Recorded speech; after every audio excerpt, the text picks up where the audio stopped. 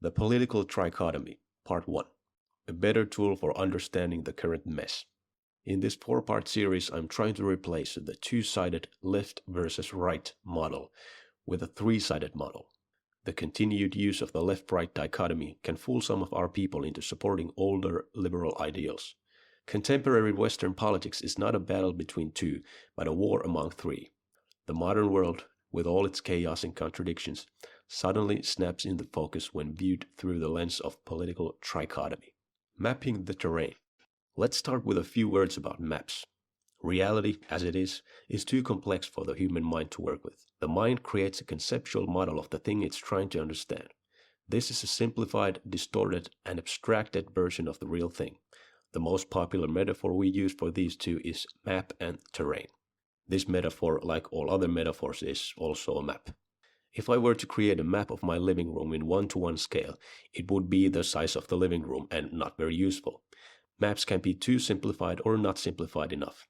The real number of contemporary political teams, big or small, is close to countless, but such a map would be too complex and thus useless. Our current map, the left-right dichotomy, is too simplified and creates confusion. We're now going to replace it with a better one. The idea of a three-way political model has been conceptualized many times before. The earliest known example is 65 years old. The reason why I'm trying to reinvent the triangle instead of using a pre-existing one is that, as far as I know, none of the pre-existing models were able to escape axial ways of thinking. What do I mean by that? Axial morality. I'm a long-time subscriber to the Imperium Press Substack, and I highly recommend their eye-opening posts. It revealed to me the origin of our opposition, propositional morality. Before, morality was about what is appropriate, which is a relative, context-dependent question. It was about rules and guidelines to do this and not do that, depending on who, what, when, and where you were, according to the commands of gods, ancestors, and other forms of authority. During the axial term, the old form of morality was challenged by a new form, morality as a type of knowledge.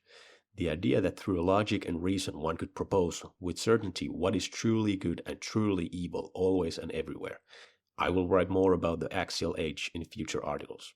When an idea, a value, or a virtue is proposed to be not merely mostly good most of the time, but truly good, the proposition takes on a metaphysical quality. It will seem like the idea itself has intrinsic qualities outside of the human mind. It will seem like the idea, value, or virtue exists. They don't. Lo, how each of thy virtues is covetous of the highest place. It wanteth thy whole spirit to be its herald. It wanteth thy whole power in wrath, hatred, and love. Jealous is every virtue of the others, and dreadful thing is jealousy. Friedrich Nietzsche. Thus spake Zarathustra. The nature of propositional morality means that when taken to their logical conclusions, no two moral ideals can share a throne. One must give way to the other. Only one can be number one. Many propositional values, while in their early, undeveloped forms, fought together against traditional structures not as enemies but as rivals. As a universal ideal slowly becomes less theoretical and more applied in practice, as it becomes more dogmatic, it becomes less capable of sharing space with other universal ideals. X is truly good, and yeah, sure, Y can sometimes be good as well, as long as it doesn't get in the way of X. The three sides. During these few thousand years, many ideas have been proposed to be the highest ideal above all others, but only two of them have gained a following large enough to challenge faiths and nations: freedom and equality. In Camp Freedom, we have liberalism, classical or not, neoliberalism, libertarianism, capitalism, meritocracy, and individualism. In this mechanical worldview, you lift your hands in the air, say laissez-faire, and let the invisible hand of the market take the wheel. Even horrible outcomes are justified by them being the results of morally correct rules. If AI slop on your phone is the only form of culture that remains economically viable, then so be it. It is what it is. In Camp Equality, you'll find isms such as communism, socialism, feminism, humanitarianism, and the notorious woke. These people are not interested in leveling the playing field, but leveling the podium. The scales of social justice must be balanced in all aspects of existence, even time. You, as a straight white man, must thus suffer to balance out the success of straight white men of history who conquered the planet and humiliated everyone else. Close to our corner of the triangle, there are also a bunch of isms and values which are very dear to us, but only as tools. For example, loyalty is important, but it was also important to the Red Guard soldiers of the Finnish Civil War. Do we then see all examples of loyalty, always and everywhere, as good? No, that would be universalist thinking. Our loyalty is good for us. The loyalty of our enemy is bad for us. There is no good as is.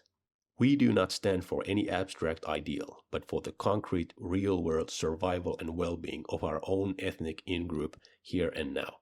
This worldview does not only predate the Second World War, the French Revolution, the Enlightenment, or the axial turn, it predates politics and philosophy altogether. It's tribalism, simple as. The only thing that has changed is scale. Scale is a problem to be worked both with and around, but it is a problem. Perhaps the problem. That is where my map differs from the rest. At the very end of the sharpened tip is the pre-axial worldview, or in our case, post-axial. The greatest irony is that the post-axial game is played by our rules, but it was gifted to us by our enemies. They were intelligent enough to be able to question away our traditions, primary ties, and our sense of embeddedness, but not wise enough to eventually stop questioning. They questioned the rug from under their own feet, and now all that is left is Darwinian morality based on desires like material well-being, status, and survival. That's fine. That's clay I can work with. They cannot. We all share the gut feeling that something changed drastically around the early 2010s. Western culture hasn't changed too much between 2015 and 2025, or between 1995 and 2005. But there is a massive difference between 2005 and 2015. There's a simple phrase that captures this sensation. Stuff like this couldn't be made these days. You've heard it. What happened during that time was equality finally usurping the cultural hegemony of freedom. One of our enemies defeated another. These are our three themes: tribalism, liberalism, and egalitarianism. Let's put some color on our map.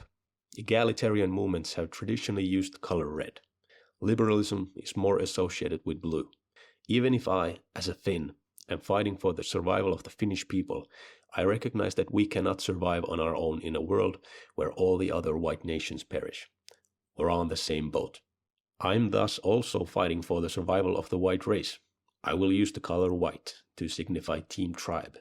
In the next 3 articles, I will give a more detailed description of each 3.